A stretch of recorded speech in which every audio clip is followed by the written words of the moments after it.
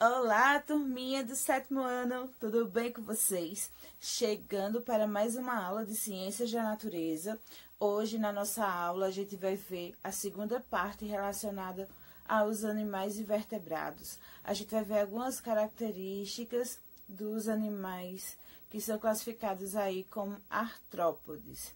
E dentro desse grupo, a gente vai ver que tem uma divisão também. A gente vai ver a primeira parte dos artrópodes, como também vai ter a segunda parte em outro momento que a gente vai ver.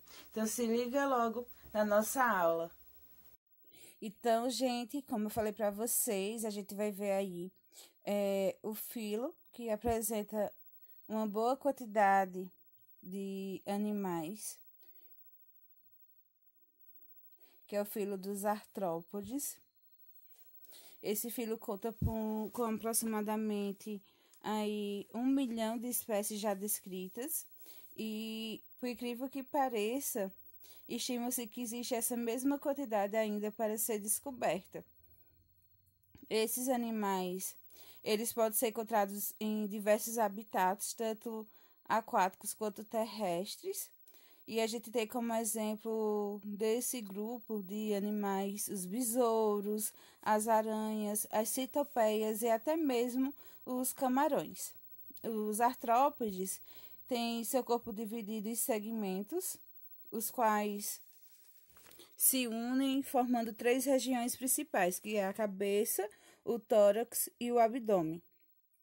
Em alguns grupos de artrópodes, como as aranhas, a cabeça e o tórax encontram-se fundidos, ou seja, unidos, resultando em um só, que a gente chama de cefalotórax.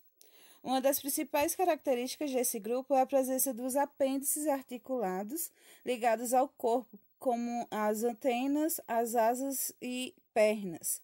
É por causa dessa característica que o filo recebe o nome de artrópodes, traduzido do grego artron, articulações, e podos, pés.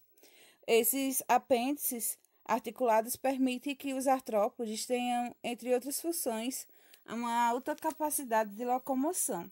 E a gente vai verificar outra característica relacionada a esse grupo, que é bem marcante, que é o fato de seus corpos serem revestidos por uma estrutura externa rígida, ou seja, uma estrutura que vai se assemelhar como fosse o nosso esqueleto, mas que é de forma externa, que é por isso que a gente denomina essa estrutura de exoesqueleto. É como se fosse esqueleto fora do corpo, ou cutícula. Ela vai auxiliar na sustentação, como também na proteção do animal, para que assim ele não perca tanta água para o meio externo, principalmente os animais terrestres. O exoesqueleto ele é rígido e vai limitar muitas vezes o crescimento desses animais, né, que compõem o grupo dos artrópodes, e por isso eles produzem um novo e maior exoesqueleto, que logo no início ele vai se apresentar de forma flexível, e aí com o tempo ele vai se tornando rígido. Esse processo que vai haver de troca do exoesqueleto, a gente dá um nome, que é muda ou equidise. E de acordo com suas características, de acordo com as características dos artrópodes, eles são divididos em grupos. E aí os primeiros grupos que a gente vai ver está ligado aos insetos e miriápodes. Os insetos têm aí por característica o corpo dividido em 3 partes, que são aí o tórax, a cabeça e o abdômen. Fazem parte, e aí a gente pode ter como exemplo desse grupo as abelhas, formigas, pulgas, moscas, borboletas e besouros, tá bom? Eles vão apresentar o sistema digestório completo. Isso quer dizer que eles têm boca e ânus, né? Onde vai entrar o alimento e por onde ele também vai sair, ou seja, a boca onde vai entrar e o ânus por onde vai sair. Também apresenta respiração traqueal, que é feita pelas traqueias, que são pequenos tubos que vão se ramificar internamente. e vai se comunicar com o meio externo, onde por meio vai entrar, vamos dizer assim, o oxigênio, né? Fazer com que o oxigênio entre por meio das traqueias e chegar a todas as partes do corpo. E o gás carbônico vai ser o gás eliminado desse processo de troca gasosa.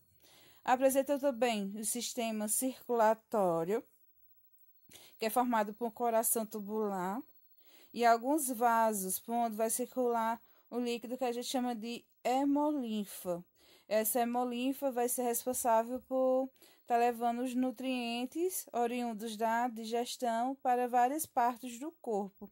Assim como também, gente, os insetos, eles conseguem dar várias respostas de estímulos ao meio ambiente, né? O meio ambiente faz com que eles dê respostas a isso, né? Os estímulos, por conta da questão deles apresentar células nervosas na cabeça, que vai ser chamado aí de gânglio cerebral.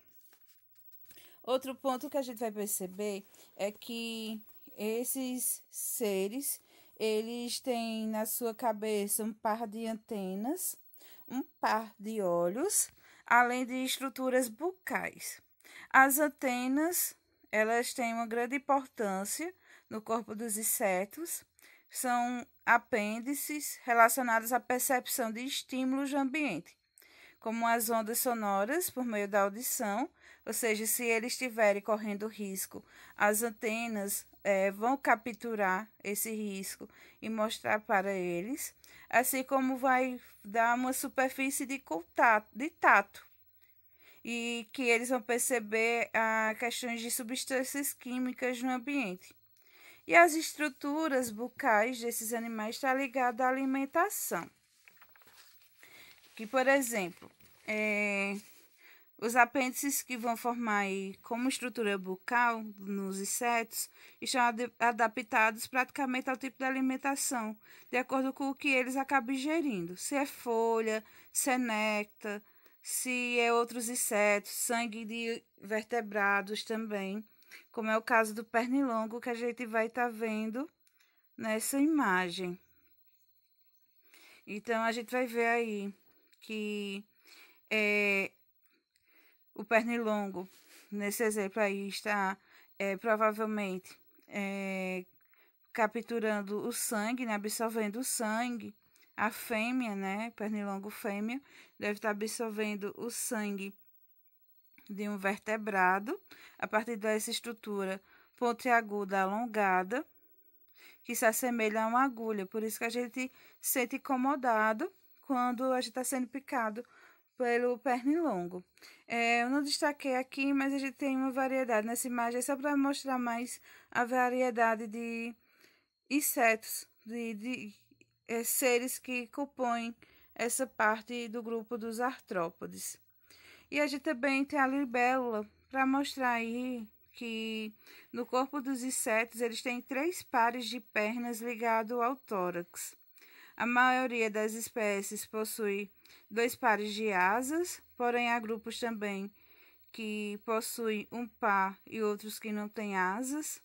Os apêndices presentes no tórax relacionam-se à locomoção e possibilitam diferentes movimentos, como voar, saltar, andar, correr e nadar. Essa ampla capacidade de locomoção facilita que eles fujam dos predadores, obtenham os alimentos e colonizem diferentes habitats.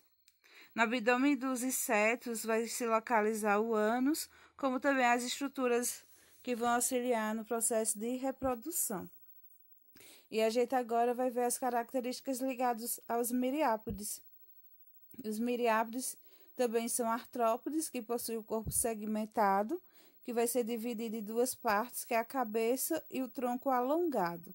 E em cada segmento do tronco possui 1 ou 2 pares de pernas. Sua cabeça apresenta um par de antenas e olhos, estruturas que vão captar estímulos do ambiente. Além disso, nelas há peças bucais que auxiliam na alimentação.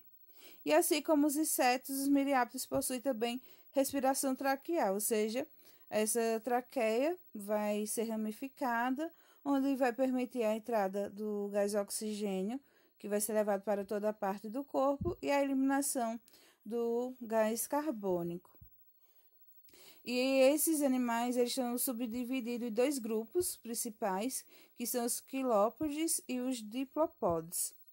Os quilópodes, conhecidos popularmente como centopeias ou lacraias, apresentam um par de pernas por segmento do tronco e a maior parte deles se alimenta de artrópodes. Interessante, né? Possui espécies de centopeias peçonhentas, que tem o par de garras no primeiro segmento do tronco, que vai ejetar veneno à presa. Então, por isso que temos que ter cuidado com alguns tipos de artrópodes, no caso dos quilópodes, por conta do veneno. Os diplopódes são conhecidos popularmente como os piolhos de cobra e eles possuem o corpo cilíndrico. E, em geral, cada segmento do tronco apresenta 2 pares de pernas, com exceção dos 2 primeiros. Os piolhos de cobra se alimentam de plantas e animais mortos. Eles já não vão se alimentar, por exemplo, de outros artrópodes, como no caso dos quilópodes.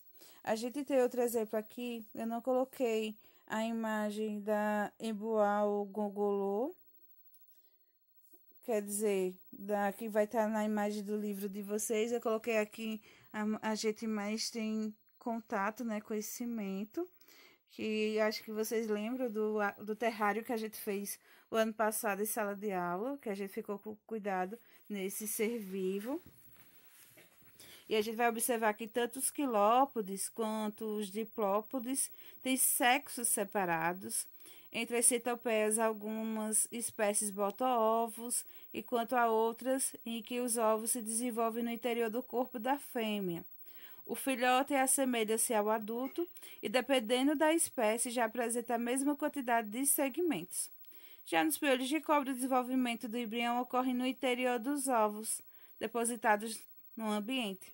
Em geral, ao sair do ovo, o filhote possui apenas a cabeça e os primeiros segmentos do corpo, com suas respectivas pernas. E aí, ao sofrer as mudas, né, a troca de mudas de exoesqueleto, a quantidade de segmentos de perna vão aumentando.